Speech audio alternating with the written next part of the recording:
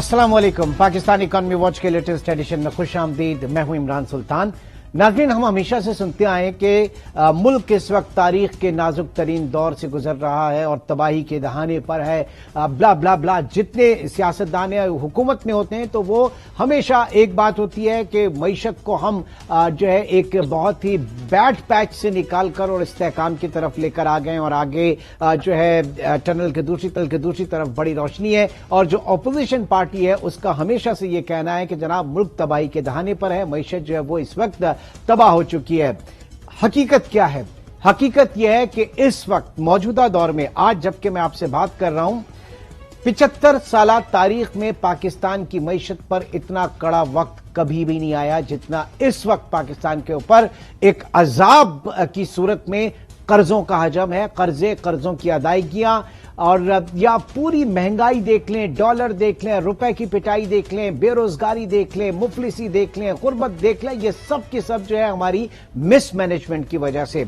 और ये ऐसा नहीं है कि जनाब एकदम से ये चीजें आई। पिछले 5-7 साल में कुछ फिगर्स आपके सामने रखूंगा और उसके बाद आगे प्रोग्राम को लेकर चलेंगे कि सूरत हाल कितनी वरीसम है, कितनी खराब है, कितनी पेचीदा है। ज्यादा दूर नहीं जाते, सिर्फ 2015 में चले जाते हैं। अब से 7 साल कबल, 7 साल पहले 2015 में जो बैरूनी कर्जे थे पाकिस्तान के ऊपर इन डॉलर टर्म, वो उनका हजम था 65 अरब रुपए। यानी सन 2015 में पाकिस्तान के ऊपर जो मजमूई कर्जे थे बैरूनी 65 अरब डॉलर और जो आपकी जीडीपी का 24% थे। आज 7 साल बाद वही कर्जों का हजम जो है 65 अरब डॉलर से 130 अरब डॉलर के ऊपर पहुंच गया और जो 24% आपका जीडीपी का जो एक कह लें कि मसावी थे जीडीपी के मजमूई कौमी पैदावार के, वो अब बढ़ के 40% तक हो चुकी है। यानी जितना हमारी कौमी पैदावार है उसका 40% जो है हमारे ऊपर कर्जों की सूरत में लागू है। अब इन कर्जों की अदायगी यानी डेट रीपेमेंट जो है वो सबसे बड़ा इस वक्त पाकिस्तान के ऊपर मसला बना हुआ है। और इस डेट रीपेमेंट 2015, अगेन 7 साल पहले में जाऊं तो 2015 में इनकी मालियत थी 20 खरब रुपए और उस वक्त वो आपके जीडीपी का 42% थे। आज 20% या 20 खरब से वो 60 खरब रुपए के ऊपर पहुंच गए हैं। 60 खरब रुपए जो है आप सिर्फ इन कर्जों की अदायगी आपने करनी है और जो आपका मजमूई जो 72% ऑफ योर जीडीपी था अब वो 90% ऑफ योर जीडीपी पर पहुंच गया। तो ऐसे में जो एक जो कर्जों की दलदल है, डेट ट्रैप है, पाकिस्तान बुरी तरीके से इसके अंदर फंस चुका है। किसी के पास इसका इलाज नहीं है, ना पाकिस्तान पीपल्स पार्टी के पास, ना पाकिस्तान तहरीक इंसाफ के पास और ना ही मुस्लिम लीग नून के पास। और यह भी लिख के रख लें कि आने वाली हुकूमत को भी, चाहे जो भी इलेक्शन हो, जो भी पार्टी आए, उसको भी आईएमएफ प्रोग्राम के अंदर जाना होगा। हालात बड़े पेचीदा हैं। टॉप लाइन सिक्योरिटीज की ये रिपोर्ट मैं आपके साथ शेयर कर रहा हूं और इस वक्त एडवाइजर टॉप लाइन सिक्योरिटीज साद हाशमी साहब कनाडा से हमारे साथ मौजूद हैं। साद, बहुत शुक्रिया हमें ज्वाइन करने का। सबसे पहले इन रियल टर्म पाकिस्तान इस वक्त बहुत मुश्किल में है, बहुत प्रॉब्लम में है। हमारे सियासतदान सिर्फ सियासत बराए सियासत कर रहे हैं जबकि पुलों के नीचे से बहुत पानी बह चुका है। साहब जी बिल्कुल, देखें इस वक्त जो नीड ऑफ द आवर है is to undergo debt rescheduling. Debt rescheduling मतलब जो हमें जो अगले साल, जो अगले 12 महीने, 18 महीने, 24 महीने, 36 महीने जो हमें पैसे देने हैं उसके पैसे मुल्क के पास नहीं है और वो हमें क्रेडिटर्स के पास जाके उसको रीस्केड्यूल कराना। मकसद ये कि उसकी हमें रीपेमेंट टर्म्स जो हैं मजीद नरम करवानी है ताकि हम अगले 3 साल में नहीं तो हम अगले 8 से 10 साल में पैसे दें। तो हमें जो अभी फौरन रिलीफ चाहिए हमारी कैलकुलेशन के मुताबिक, बेस्ड ऑन हमारी जो अजम्पशंस है, पाकिस्तान को कम अज कम कोई 30 अरब डॉलर की डेट रीस्केड्यूलिंग अगले 3 साल के लिए करवानी होगी। 30 अरब डॉलर की कह रहे हैं आप? जी बिल्कुल, नंबर 1। नंबर 2, उसके अलावा पाकिस्तान को एक बड़ा आईएमएफ प्रोग्राम के लिए जाना होगा और वो कोई 6-7 अरब का नहीं होगा, वो कम से कम 15-20 अरब का होगा। वो ओह माय गॉड, यहाँ पे तो 2 अरब डॉलर के लिए पूरे हम लेट चुके हैं, 1 अरब डॉलर के लिए लेट चुके हैं, पीडीएल के ऊपर हम लेट चुके हैं। कौम जो है उसका अपना तेल निकल गया है और आप बात कर रहे हैं 20 अरब डॉलर की। साद हाशमी साहब, एक सेकेंड, मैं आता हूं आपकी तरफ, लेकिन उससे पहले जो आप कह रहे हैं कि आपको डेट को अपने रीस्ट्रक्चर करना है, उसको रीशेड्यूल करना है। आपके जो मजमूई कर्जे हैं उसमें 30% तो आपने चीन का लिया हुआ है, चीन से आपके अच्छे ताल्लुकात हैं। आपको फौरी तौर पे जाना होगा लॉन्ग टर्म रीशेड्यूल की तरफ, रिस्केड्यूलिंग की तरफ, और तकरीबन आईएमएफ लेड जो आपके लोन्स है वो भी $30 अरब के लोन्स आपको रीशेड्यूल करवाने पड़ेंगे। हम लोग तो सियासत में लगे हैं, लॉन्ग मार्च में लगे हैं, हुकूमत गिराने में लगे हैं, पंजाब असेंबलियां तोड़ने में लगे हैं, केपी असेंबली तोड़ने में लगे हैं। ये खमियाजा कौन भुगतेगा सारा? देखिए, इसमें ऑप्शन नहीं है। आपने चीन की बात की, चीन के अलावा हमने काफी सारी कमर्शियल डेट भी ली हुई है बैंकों से। वो आजकल की इंटरेस्ट रेट एनवायरनमेंट जो ग्लोबल हुई हुई है, जहां जी 1-2% डॉलर था, वो 6-7%, जहां पे आपको एक नॉर्मल एक बंदा मॉर्गेज लेने जाता है यहाँ वेस्ट में, उसका इतना रेट बढ़ गया है। तो और गवर्नमेंट ऑफ पाकिस्तान के लिए for such a higher rate वो बड़ा मुश्किल होगा। तो उसको उन्हें रिप्लेस मल्टीलैटरल के पैसों से, जिसकी वजह से हम कह रहे हैं आईएमएफ प्रोग्राम एक बड़ा चाहिए होगा, ताकि वो जो पैसे हमें कमर्शियल के लिए देने हैं वो हम रिप्लेस करें मल्टीलैटरल डेट से, जो थोड़ी सी नरम होगी और उसकी थोड़ी रिपेमेंट ऑब्लिगेशन भी उतनी सख्त नहीं होंगी जो इस कमर्शियल डेट की होती है। और इस कमर्शियल डेट की मैं एक और बात बताऊं, इस वजह से हमारी फॉरेन एक्सचेंज रिजर्व भी इस तरह डिप्लीट हो रही है, क्योंकि ये हर 6 महीने में, हर 12 महीने में इसकी एक रीपेमेंट आती जाती है, जो इन्हें रीपे करना पड़ रहा है, जो रोल ओवर भी मुश्किल हो रहा है आजकल के जमाने में, गिवन जो करंट इंटरेस्ट रेट एनवायरनमेंट है और जो करंट आपका क्रेडिट रेटिंग जो और जो आउटलुक चल रहा है। सो ये सब देखते हुए ये मेजर्स इन्हें लेने होंगे। और इसमें देखें, फिर बात आ जाएगी गवर्नमेंट की रिलेशंस पे विद चाइना, जैसे आपने कहा। उसके साथ ही साथ जो मिडिल ईस्ट है, सऊदी अरब, यूएई के भी हमारे पास शॉर्ट टर्म पैसे हैं। उसके अलावा आईएमएफ, वर्ल्ड बैंक, एडीबी, इनसे भी हमें काफी सारे पैसे चाहिए होंगे। वो फिर आ जाएगा पॉलिटिक्स, जियो पॉलिटिक्स, वो उसमें फिर बहुत सारी चीजें आ जाएंगी, लेकिन वो चीजें हमें मैनेज करनी होंगी, क्योंकि अभी हमारे सामने ही है। और मैं बस थोड़ा सा आपसे और टाइम लूंगा। अर्जेंटीना के साथ ये हो चुका है, 2018 में उन्होंने एक बहुत बड़ा आईएमएफ का प्रोग्राम लिया, फिर वो मेजर्स इंप्लीमेंट नहीं कर सके, फिर वो रीस्केड्यूलिंग में गए, उन्होंने फिर अभी रीनेगोशिएट किया फिर आईएमएफ के साथ ही साथ गाना, अंगोला, जाम्बिया, ये सब रीस्केड्यूलिंग, और श्रीलंका के तो हमारे सामने खबरों में सारी, और ये वो सारी मईशतें हैं कि जिनकी हालत पतली है, इंक्लूडिंग श्रीलंका। जी बिल्कुल।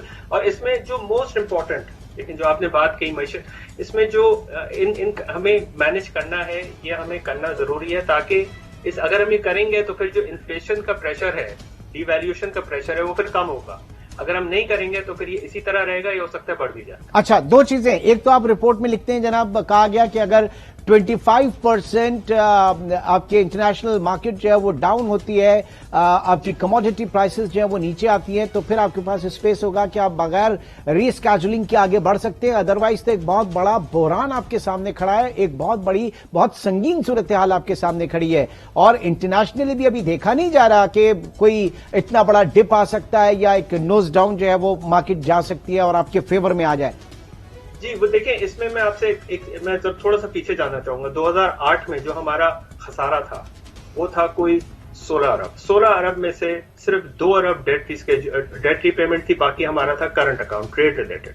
तो हमने इंपोर्ट कम करके हमारी ऑयल प्राइस कम हुई तो हमें रिलीफ मिल गया। टुडे हमारा जो 35 अरब का खसारा है उसमें 10 अरब करंट अकाउंट है, 25 अरब हमें देने हैं अपने क्रेडिटर्स को पैसे। तो अगर देखें, ऑयल हमने बिल्कुल लिखा है 25% कम होने से रिलीफ मिलेगा। वो उससे होगा ये कि 6 से 7 अरब का हमें एनुअल रिलीफ मिलेगा। बट वो बात आपकी ठीक है, हमें उस पर डिपेंड नहीं करना चाहिए। हमें अभी प्रोएक्टिवली अपना जो 20 से 25 अरब का सालाना जो हमारी एक ऑब्लिगेशन है, जो हम रोल ओवर कर रहे हैं और जो हम पे कर रहे हैं, उसको हमें एड्रेस करना है, ताकि फिर हमारा हमारा जो एक स्टैंडिंग है वो बेहतर हो। कमोडिटी प्राइस कम होंगी, वो जी फिर आगे जाके फिर बढ़ भी सकती है। तो लेकिन एक इसमें स्ट्रैटेजी हम देख रहे थे कि कोविड के दिनों में इंटरनेशनल मार्केट में ऑयल प्राइसेस $23 पर बैरल तक नीचे गिरी थी। साथ कुछ ना कुछ तो कर्ज किया जा सकता था। आप अगर स्ट्रेटेजिक रिजर्व नहीं बना सकते थे तो आप फॉरवर्ड पोजीशंस ले सकते थे, आप इंटरनेशनल फाइनेंशियल मार्केट में जा सकते थे, कमोडिटी मार्केट में जा सकते थे, अपना कोई फंड बड़ा जनरेट करके पाकिस्तान की हमारा जो नेशनल कमोडिटी एक्सचेंज है वहां कुछ कर सकते थे। हमने कितनी बड़ी ये राइड्स मिस की, $23 पर बैरल, फिर उसके बाद 120 तक गया, अभी 90-95 के ऊपर है। तो ये तो इसी तरीके से प्राइसेस नीचे आती रहेंगी, हम थोड़ा बहुत फायदा लोगों को देते रहेंगे, उसके बाद फिर बैठ जाएंगे। जी बिल्कुल, मैं यही कहना चाह रहा था कि हम इस पे हमें नहीं डिपेंड करना होगा। हमें अपना eight the end of the day हमें अपना जो डेट रीपेमेंट सस्टेनेबिलिटी है वो हमें स्टैब्लिश करनी है, जो इस वक्त नहीं है, जिसकी वजह से आपकी क्रेडिट रेटिंग का ये हाल है, जिसकी वजह से आपका सीडीएस का ये हाल है, जिसकी वजह से आपके जो फॉरेन बॉन्ड्स हैं इस यील्ड पे ट्रेड कर रहे हैं। तो डेट रीपेमेंट सस्टेनेबिलिटी को स्टैब्लिश करने के लिए rescheduling and much bigger loan from multilateral donors IMF से हमें लेना होगा, जो हम देख रहे हैं रिपोर्ट पे। But at the same time relief मिल सकता है, मतलब हमने ये भी साथ ही साथ जो आप कह रहे हैं कि अगर 25% से कमोडिटी प्राइस कम होती है तो फिर रिलीफ मिलेगा, लेकिन हालात देखते हुए वही आपकी बात है कि वो फिर वापस ऊपर आ जाएंगी। तो ग्लोबल मार्केट को बेट लेने से बेहतर ये है कि हम अपने पैरों पे खड़े हों, हम डेट की स्केड्यूलिंग करें और हम आगे बढ़ें जल्द अज जल्द। ओके, अच्छा, आप बार बार इसरार कर रहे हैं आईएमएफ के अनदर प्रोग्राम पे, और अगली हुकूमत जो है वो इसके ऊपर करेगी। इस प्रोग्राम में और अगले मुमकिना प्रोग्राम में, इतने सख्त प्रोग्राम के अंदर फिर आप देखते हैं कि हुकूमत के पास न फिस्कल साइड पे कोई स्पेस है, न मॉनेटरी स्पेस है, दोनों तरफ हम टाइटनिंग देख रहे हैं और एक्सचेंज रेट भी इस वक्त आपके सामने है। तो ये कंटिन्यू करेगा डिस्पाइट द फैक्ट कि आपने अगर महंगाई कम भी होती है, इन्फ्लेशन कम भी होता है, लेकिन फिर भी पॉलिसी रेट जो है वो बढ़ा रहेगा, शरह सूद जो है वो 15% प्लस रहेगी। तो डोमेस्टिक इकोनॉमी तो आपकी तबाह हो गई। बिल्कुल बिल्कुल, देखिए इसमें हमने यही चीज अपनी रिपोर्ट में भी लिखी है कि पॉलिटिकली इसको एनफोर्स करना इट्स नॉट आसान नहीं होगा, और इस वजह से हमने ये भी ओपिनियन दिया है कि जो एक चार्टर ऑफ इकोनॉमी का है कॉन्सेप्ट है उसको भी इन्हें ऑन बोर्ड लाना होगा, और जो प्रॉब्ली क्रिएटर्स होंगे ये अपनी पॉलिटिकल पार्टीज को भी ऑन बोर्ड लेंगे कि डिस्पाइट जो भी इलेक्शन में हो जो मेजर्स हमें चाहिए वो लिए जाए। और इसमें देखें ओनस आता है लीडरशिप पे, इसमें हम सब पे एक ओनस आता है कि हम समझाएं लोगों को कि ये चीजें करना जरूरी है। अगले जो 2 साल है हम समझते हैं इन्फ्लेशन डबल डिजिट में रहेगी, अगले 2 साल इंटरेस्ट रेट डबल डिजिट में रहेगा, अगले 2 साल पीकेआर वीक रहेगा, लेकिन ये एक पेन हम ले लें और फिर हम एक तरीके से अपनी डेट को मैनेज करें तो फिर इससे जरूर रास्ता निकल सकता है। सर जरूर ले लें, जरूर ले लें। ओनर्स जो है वो आवाम से ज्यादा इस वक्त हमारी पॉलिटिकल लीडरशिप के ऊपर आता है, हमारी इलीट्स के ऊपर आता है। बात सर ये है कि मौजूदा हुकूमत इस वक्त आईएमएफ प्रोग्राम के अंदर भी गई और तमाम हार्श मेजर्स लिए, और फैक्ट ऑफ द मैटर ये है इस वक्त कि अपना पॉलिटिकल स्टेक जो है वो पॉलिटिकल कैपिटल जो है वो स्टेक के ऊपर लगा दिया। इलेक्शन में आप जाएंगे, क्या मुंह लेकर आप आवाम के सामने जाएंगे जब आप इतनी महंगाई भी देख रहे हैं, बेरोजगारी भी देख रहे हैं, इतनी सख्ती भी देख रहे हैं। बात यह है कि आपके पास तो स्पेस ही नहीं है। अब अगर अगले साल इलेक्शन है तो इलेक्शन का बजट जो है वो कुछ और डिमांड करता है, वो आवाम को रिलीफ के हवाले से बात करता है। ये तो फंस जाएंगे बुरी तरीके से। देखिए बिल्कुल ठीक है। अब देखें हमें सालाना, अब मैं आपको नंबर्स आपके सामने ही रख देता हूं। देखें सालाना 22 to 23 बिलियन हमें डेट रीपे करनी है अदर देन करंट अकाउंट, उसमें से 10 से 12 अरब इनका रोल ओवर है, जो हम खबरें देख रहे हैं कि इन्होंने पैसे रोल ओवर कर दिए, सऊदी ने पैसे रोल ओवर कर दिए, वो तो है। उसके अलावा गवर्नमेंट सालाना 10 से 12 अरब डॉलर पैसे देती, रीपे भी करती है, जिसकी अब आप खुद ही आपके सामने फॉरेन एक्सचेंज रिजर्व्स के नंबर हैं, वो पैसे पूरे नहीं है, वो मे बी फ्यू मंथ्स के हैं हमारे पास। सो इसके लिए इसमें वही बात है कि पॉलिटिकल पार्टीज को ऑन बोर्ड आना होगा, और कुछ मेरे ख्याल से कुछ ऐसे स्टेटमेंट्स आ भी रही हैं कि हमें ऑन बोर्ड सब लेना पड़ेगा, हमें कुछ पॉलिटिशियंस रियलाइज कर भी रहे हैं। तो ये खैर it's a separate argument, but हम जैसे इकोनॉमिस्ट लोग या हम जैसे एनालिस्ट हैं, हम ये इस पे जरूर नंबर्स को देखते हुए तो फॉर श्योर कह सकते हैं कि अगले कुछ महीने में इन्हें ये करना होगा। ठीक है, यानी चार्टर ऑफ इकोनॉमी जो है वो इस वक्त की सबसे ज्यादा जरूरत है, लेकिन जो पॉलिटिकल कैनवस है इस मुल्क का वो कुछ और कह रहा है।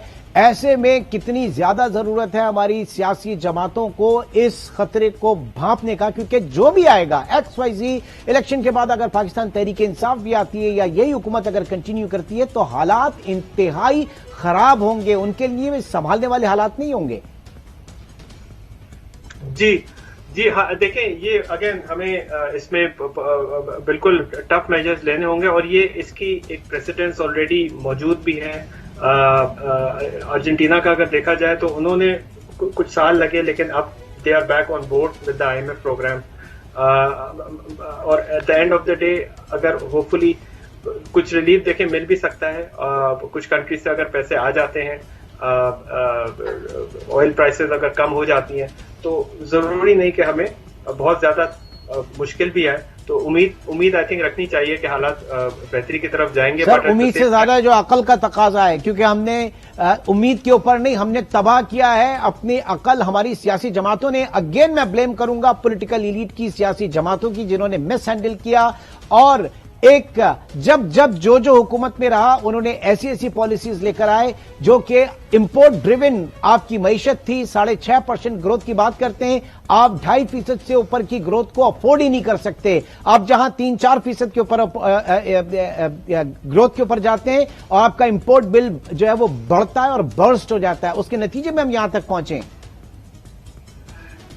जी वो बात आपकी ठीक है, but at the same time growth वही पॉलिटिकल एक आ जाती है इसमें। देखें मैं ये देख रहा था कि अगर हमारा जो एक्सपोर्ट ऑफ सर्विसेज का जो है वो एक बहुत बड़ा एक स्कोप है जिसपे पाकिस्तान वर्क कर सकता है। और इस वक्त आईटी सर्विसेज का जो एक्सपोर्ट है, बिजनेस प्रोसेस आउटसोर्सिंग, गिवन जो हमारा जो डॉलर रेट है और जो आर्बिट्राज है, उस पर जरूर काम हो सकता है। मैं ये जरूर समझता हूँ कि there is a way out. और अगर but out of the box हमें सॉल्यूशंस लेने होंगे, हमें पॉलिसीज लेनी होंगी और पूरी कौम को यकसुई के साथ, हमारी पॉलिटिकल लीडरशिप को, हमारे पाकिस्तान को आगे किस तरीके से बढ़ाना है, ये सब हमारी अपनी ही जिम्मेदारी और होम ग्रोन हमें कुछ चीजें आगे लेके आनी होंगी। बहुत बहुत शुक्रिया Saad Hashmi, adviser top line securities हमारे साथ मौजूद थे। नाज़रीन आज के प्रोग्राम से इतना ही, इंशाल्लाह आपसे कल मुलाकात होगी। टिल देन टेक केयर, अल्लाह हाफ़िज़।